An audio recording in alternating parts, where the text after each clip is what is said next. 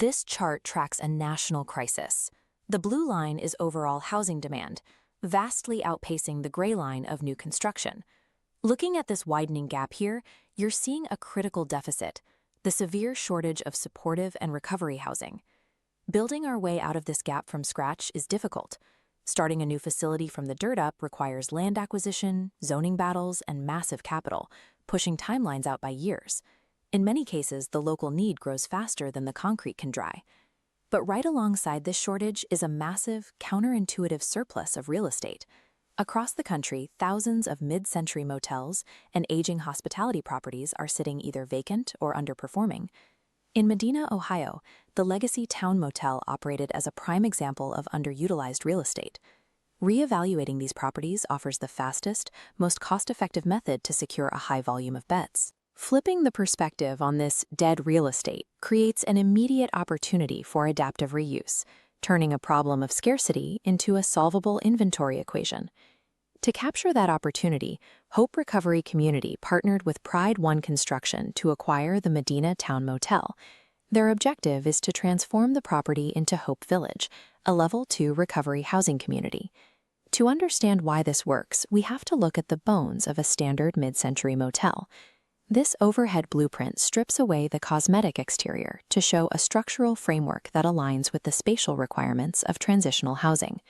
First, the layout provides segmented individual units. For those in early recovery, having a private, clearly defined personal space is a requirement for long-term stability.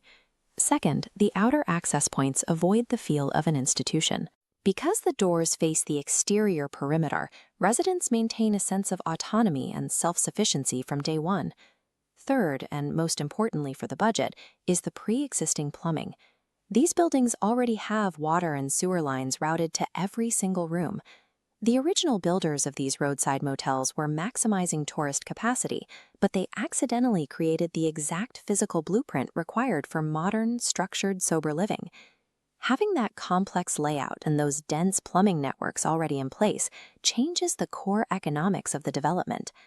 This chart shows the massive upfront capital needed for ground-up construction on the left, compared to the significantly smaller capital requirement for adaptive reuse on the right.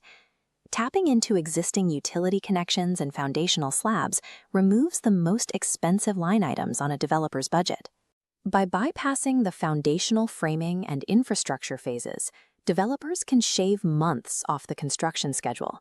That speed gets vulnerable people off waitlists and into secure housing faster. Adaptive reuse functions as an economic cheat code. It turns previously impossible civic projects into financially viable developments. The result is Hope Village, a facility designed to function as a stable, structured living environment. The environment gives residents the reliable foundation they need to successfully maintain sobriety, to secure steady employment, and transition toward independence.